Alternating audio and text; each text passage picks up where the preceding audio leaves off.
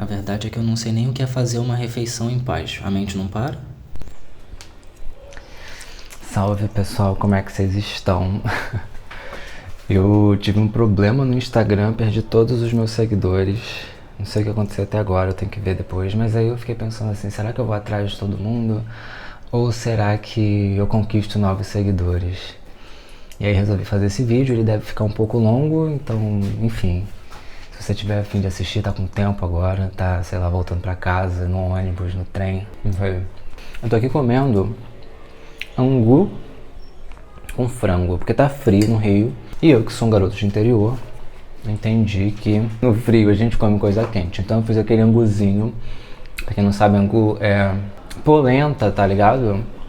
Aquele negócio que a gente faz com fubá.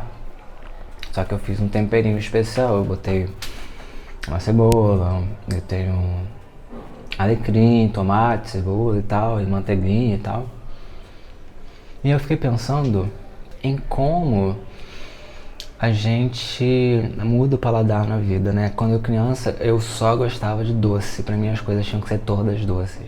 E depois de adulto eu aprendi a importância de um salgado, de um ácido. Tá uma delícia, tá tão gostoso, tá quentinho, tá com pimenta. E aí, eu gosto muito de pimenta também hoje. Vocês também são assim? Como é que vocês chamam primeiro aí? É porque eu reesquentei, que eu fiz ontem. Mas ele geralmente é mais molinho, né? Tipo um mingauzinho salgado. Ou pode ser doce também.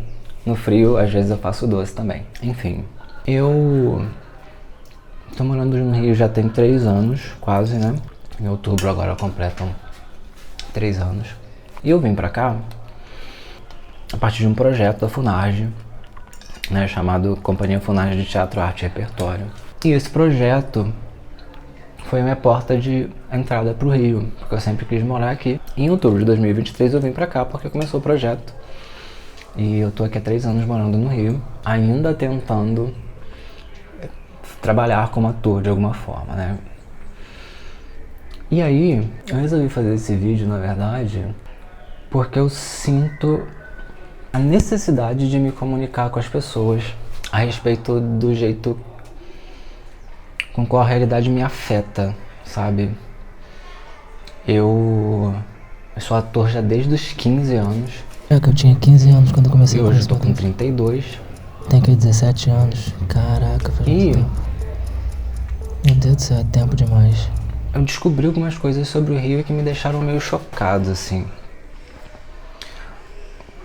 As coisas que mostram pra gente na televisão são todas artificiais. O que é natural no Rio, você só encontra morando no Rio.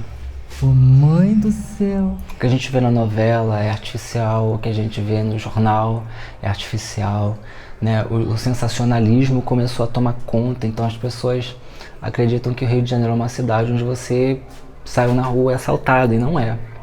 Não é essa a realidade do Rio de Janeiro. O que não significa que não haja violência no Rio de Janeiro. Há violência, como há violência em qualquer lugar que tenha gente. Você entende onde eu quero chegar? Rio de Janeiro é uma cidade de movimento humano, sabe? Se você quiser dar certo no Rio de Janeiro, você tem que deixar o seu corpo se mover no Rio de Janeiro. A sua mente aqui nessa cidade, sozinha, não faz muita coisa. Você precisa ter o seu corpo indo aos lugares, conhecendo os espaços e vendo as pessoas, porque o Rio é uma cidade onde você precisa ser olhado pelos outros. Você precisa ser visto ao vivo. Sabe como? As pessoas precisam ver você para elas lembrarem que você existe. Elas precisam ver você para entenderem que você é de verdade. E que se algum dia elas te viram na internet de alguma forma, olha, você é humano, então deixa eu dar mais ideia pra você. Eu não sei se isso faz sentido pra vocês, mas foi a percepção que eu comecei a ter aqui na cidade. Especialmente depois que eu comecei a ficar mais bronzeadinho, né? Eu comecei a ficar com o meu corpo um pouco mais definido por conta das atividades que eu faço aqui. Eu vou muito à trilha, eu vou muito à praia com pedra, então eu subo pedra, desço pedra. Eu virei basicamente um bicho do mato vindo pro Rio de Janeiro, porque eu comecei a viver o Rio. E horas de ônibus e BRT que tem que ficar segurando, o nosso corpo acaba criando uma outra vida, né? E eu como um garoto de interior, né, tô aqui comendo angu com frango, morando no Rio de Janeiro, comecei a entender de onde veio essa minha vontade de um garoto do interior que gosta de paz e sossego. Olha onde eu tô. Fico o dia inteiro pra trazer carro do gás aqui tocando essa música. Ou tem uma outra música que toca também junto. Quer dizer, é o som das pessoas, de muita gente, e é trânsito, sabe? Eu morei em Santa Teresa por 2 anos. E mesmo estando lá em cima, em Santa Teresa, a 1 quilômetro de 2, sei lá, de altura, eu não faço ideia de quantos metros tem, gente, de altura o lugar onde eu morei, mas era bem alto, era perto do Cristo Redentor. E mesmo lá eu conseguia passar o dia inteiro ouvindo o som dos túneis. Peraí, é túneis ou túneis? Usa singular, usa singular. Tinha um túnel que passava lá por baixo da minha casa. E aquelas buzinas vinham todas pra minha casa. Quer dizer, mesmo você estando na paz no Rio de Janeiro, você não está 100% em paz. Você tem uma paz que tem ali um negocinho te incomodando, te trazendo vontade de querer gritar. Ah, então foi assim que eu enlouqueci. E toda essa minha vontade de estar, mesmo sendo pacífico nesse lugar, veio dos comportamentos que o meu corpo começou a ter e a minha mente começou a ter sobre a vida quando eu comecei a aprender inglês e a ficar fluente em inglês. Essa, na verdade, é a razão que eu queria gravar esse vídeo para vocês. Eu queria falar sobre a importância de nós expandirmos as nossas ideias a partir do trabalho de novas habilidades, sabe? Por que isso? Porque quando eu falo inglês, a minha musculatura precisa trabalhar outras coisas. Para os meus músculos trabalharem de uma outra forma, eu tenho que fazer um outro esforço. Sem contar que o meu cérebro precisa começar a ir se comunicando com o idioma, se conectando com essas especificidades musculares que a gente precisa fazer, e isso modifica a gente. Let me give you guys an example. Whenever I start speaking in English, you see that my behavior also changes. Because I have to think a little bit about the language, I have to think about how we use the language. Em português a gente coloca, por exemplo, uma casa bonita, a gente põe a casa e depois o bonita, mas em inglês a gente tem que fazer o contrário. This is a beautiful house. Então o beautiful, o bonita tem que vir antes e o house tem que vir depois. Isso também muda o jeito da gente pensar. En français, c'est la même chose. Parfois, on dit que c'est une maison jaune, ou seja, casa amarela, e aí casa amarela vem maison, casa, jaune, amarela, igual ao português. Mas quando eu digo que é a coisa certa a se fazer, a gente diz coisa e diz certa. Mas em francês a gente diz que c'est la bonne chose. Bonne. Que é, né, o bonne que vira o certa, chose. Então tem que fazer a certa coisa. Ou seja, agora em francês, eu não uso mais a mesma regra que eu uso no inglês, mas também não uso a regra que costuma usar no português. Não que no português a gente não usa essa regra, mas no francês ele às vezes tem que ser assim, porque é uma língua que tem poucas palavras. No português nós temos muitas palavras, no francês a gente já tem menos. Então às vezes a gente usa uma palavra junto com outra para criar uma terceira. O número 70, por exemplo, é 70, 60-10. É mole? Então isso também faz parte de como eu começo a pensar quando eu começo a aprender o francês. Aí vem o alemão, me traz um negócio, o japonês me traz um negócio, o russo me traz um negócio. Eu tô agora estudando grego. Que língua maluca! O alfabeto é todo esquisito, mas é maravilhosa, porque eu já tô começando a pensar nos sons do grego.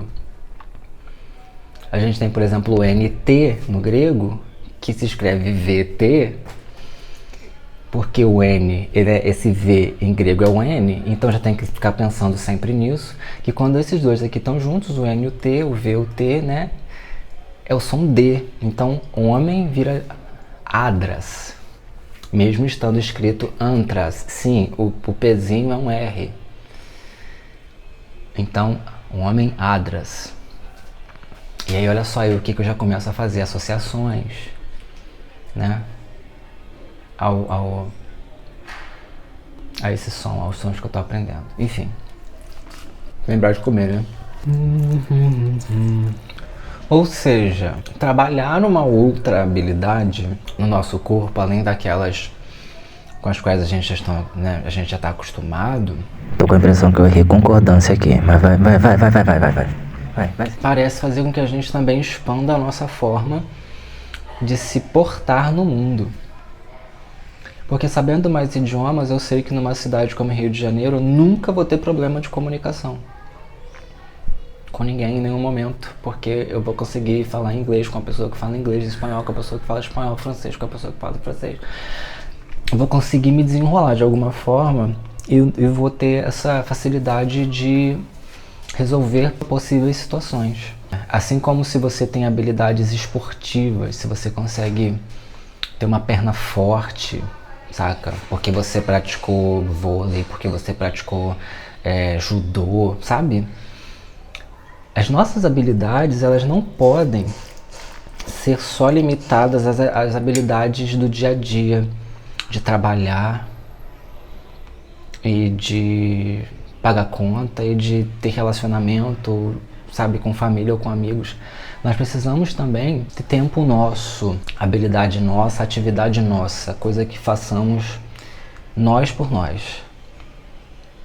Por isso que eu acho meio bizarro hoje, por exemplo, a gente não gostar mais de escrever. Escrever é uma das pouquíssimas coisas que a gente pode fazer que só dependem de, sei lá, uma superfície e uma coisa com que eu possa riscar essa superfície. Às vezes até escrever no chão, sabe? É uma forma que se tem de aprender a habilidade da escrita. Só que a gente meio que tá começando a perder isso, parece, né? Parece que agora a gente só se importa com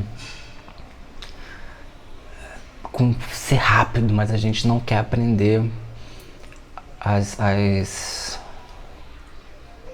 habilidades e os trabalhos musculares e cerebrais que essa atividade pode nos proporcionar e fazer a gente crescer. Porque esse é o projeto hoje. É fazer com que os nossos cérebros trabalhem cada vez menos.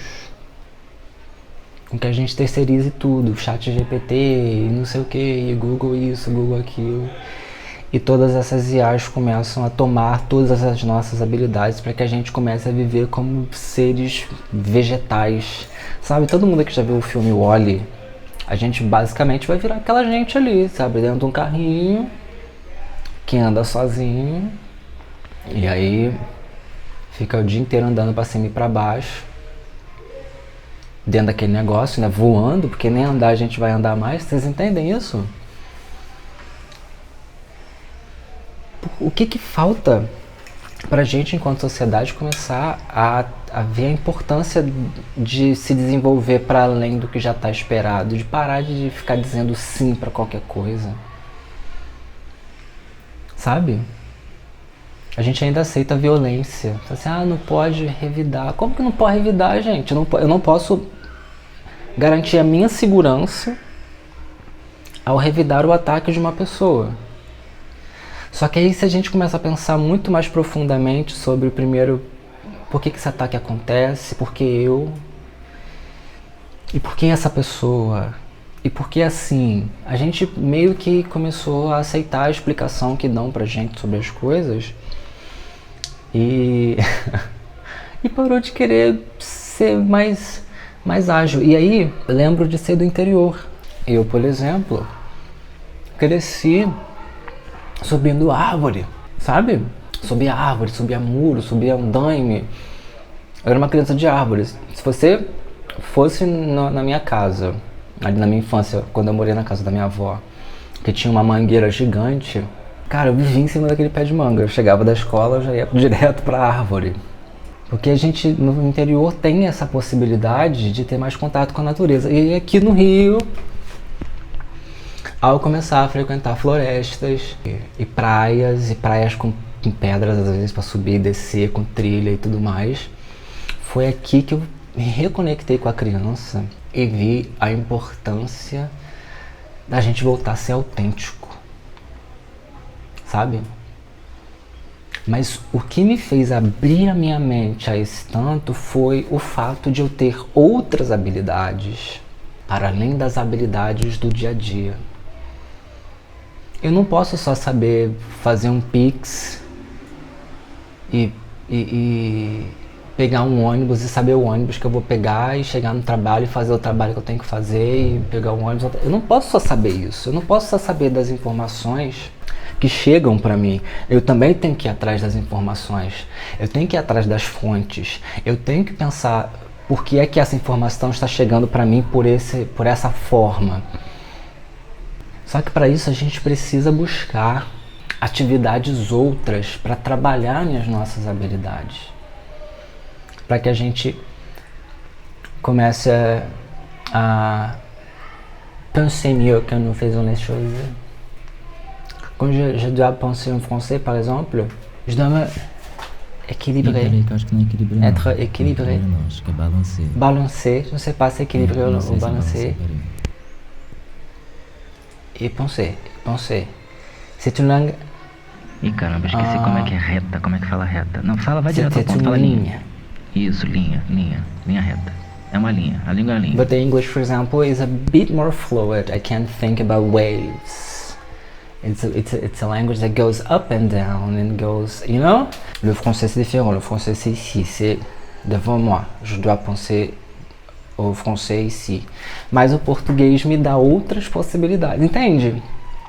Essas coisas começam a fazer diferença no jeito com que a gente vê a vida. Tá ligado? Então, eu não sei se você ficou comigo até o final desse vídeo. Se ficou, agradeço muito. Eu vou tentar gravar mais vídeos assim pra te acompanhar onde você estiver. Sei lá, às vezes tu tá no ônibus indo pra casa. Opa, cai agora não, celular. Você tá no ônibus indo pra casa e eu tô conversando contigo. Quem é você? Como é que meu vídeo chegou a você? E é isso. Bom retorno aí, a gente se encontra. E essa louça é só mais tarde.